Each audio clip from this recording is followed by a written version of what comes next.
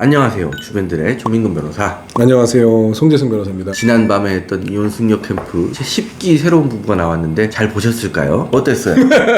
새로운 기수가 나왔죠. 재혼 부부. 남녀가 둘 다 자녀가 있는 상황에서 재혼을 합니다. 남자도 자녀들 중에 한 명, 여자도 자녀들 중에 한 명을 데리고 와서 4명이 가족을 이루어서 살자. 합의를 보고서 살기 시작했는데 남성의 자녀 중에 한 명이 먼저 같이 살고 싶다 라고 해가지고 와서 살게 돼. 그래서 마지막 한 명은 전처가 자살을 하게 돼서 키울 사람이 없어서 남성의 자녀 3명을 함께 키우게 됐죠. 비교적 최근에 맞아요. 낳은 막내가 있어가지고 자녀 5명을 키우면서 사는 재혼 부부에 관한 이야기였어요. 첫째는 아내분이 전 남편과의 사이에서 얻은 딸이고, 둘째, 셋째, 넷째 같은 경우에는 남편분이 전처와의 사이에서 낳은 아들들이고, 막내가 두 분 사이에서 얻은 건데, 사실 부부 자체만 놓고 보면 특별하게 문제가 없었던 걸 수도 있어요. 부부 자체에서도 문제가 있어. 남성이 가계부채가 많아가지고 차임을 못 낼 정도가 돼가지고 집에서 쫓겨날 위기에 처해지고, 뭐 전기세도 못 내고 그런 상황에도 불구하고 달에 뭐 적게는 뭐 30-40만 원씩, 많게는 막 140만 원까지 게임의 현질을 하는 상황이기 때문에 그거 자체만으로도 책 사유가 존재한다라고 봤어요. 이 부부 같은 경우 포인트가 아이들로 인해서 생기는 부부의 문제가 있어요. 네. 여기에 우리가 오늘 좀 집중할 필요가 있는 게, 아내분의 전 남편도 사망을 했고 남편분의 전처 같은 경우는 자살을 했기 때문에 아이들이 상처가 많았던 모양이에요. 자기네들끼리만 똘똘 뭉치고 누나도 무시하고 엄마도 무시하고, 엄마도 마음에 상처가 생기고 누나도 마음에 상처가 생기겠죠. 이게 너무 짙어지면 과연 이혼 사유가 될까? 저는 그 아이들의 모습이라는 것들은 어른이 어떻게 교육시키고 컨트롤하느냐에 따라서 많이 달라진다고 보여집니다. 아이들이 그렇게 잘못된 모습을 보였을 때 제대로 된 훈육과 교육을 한다면은 이혼사가 되지 않는다고 생각해요. 어제 영상에서는 남성분께서 아이들에 대한 훈육의 정도가 조금은 아쉬웠다, 이걸 이혼 사유까지 될 만한가? 라고 생각해보면 저는 개인적으로 좀 이것도 이혼 사유가 될 것 같다. 아내분은 이 아이들과 하나 되지 못하고 있고, 이 아이들도 새엄마를 엄마라고 여기지 않아요. 아이들끼리도 그 위에 있는 아이들하고 섞이지 못하고 있고 서로 배척을 합니다. 계속 가면 사실은 같이 살기가 어려워요. 아빠가 훈육을 제대로 못한 듯이 영상에서 나왔기 때문에 그 모습을 제가 콕 집어서 얘기를 했지만은, 사실 여성분도 충분한 훈육을 못하고 있어요. 잘못된 행동을 했으면 그걸 꼬집고서 충분히 이야기할 수 있어야지 어른이라고 저는 개인적으로 생각해요. 제가 그래서 여기서 사실 드리고 싶은 말씀은, 결혼하기 전에는 내가 저 사람이 너무 예쁘니까 다 보듬을 수 있을 것 같다. 그런데 이 두 사람만의 만남이 아니고 그 전에 낳았던 아이들까지 함께 가족을 이루어서 책임져야 되는 상황이라면 실제로 결혼을 결정하거나 하는 것이 훨씬 더 어렵습니다. 문제는 나중에 터지죠. 정말 슬프지만, 정말 안타깝지만, 내가 낳은 자식이 아닌 자식을 정말 마음속으로 받아들인다는 게 쉽지 않습니다. 그런데 지금 그 아이들이 내가 낳은 자식은 배척하고 나에게도 상처를 주고 있어요. 안타까운 상황이죠. 지금 안타깝다는 말을 그렇게 오래 한 거예요?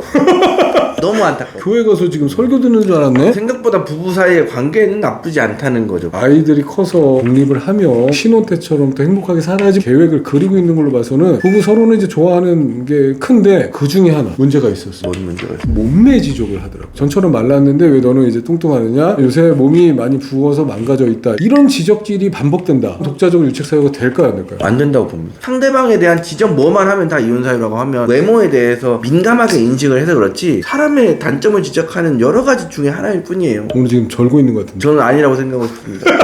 아, 본인이 절고 있는 게 아니라 그것도 아니다. 단점을 장점으로 바꾸기 위해서 거동이 힘들거나 관절에 무리가 가니까 우리 같이 운동을 해서 뭐 살을 빼보자, 이런 취지의 얘기라면 얼마든지 할 수 있다. 그래서 만약 이 남편이 그렇게 얘기하는 게, 야 네가 살쪄서 외모 관리 안 하니까 난 네가 싫어, 그거보다 더 모욕적인 얘기를 한다던가 그렇다고 한다면 이혼 사유가 될 수 있다. 나는 개인적으로 그렇게 생각을 합니다. 저는 한편은 또 이렇게 생각합니다. 너 이렇게 뚱뚱해서 같이 못 살겠다, 꼴도 보기 싫다. 저는 이 말 자체가 너 나랑 이혼하자는 얘기로 들린다고 봐요. 결국 이혼하자는 얘기는 남편이 먼저 하는 거야. 네 의사가 그렇다면 나도 이혼해줄게 라고 답변하시면 됩니다. 이혼 사유가 된다, 야 나랑 이혼하자라고 말한 것과 진배가 책 없다. 사유 막 이렇게 표현한다기보다는 이혼 의사의 합치가 있다. 아, 뭔 개소리야.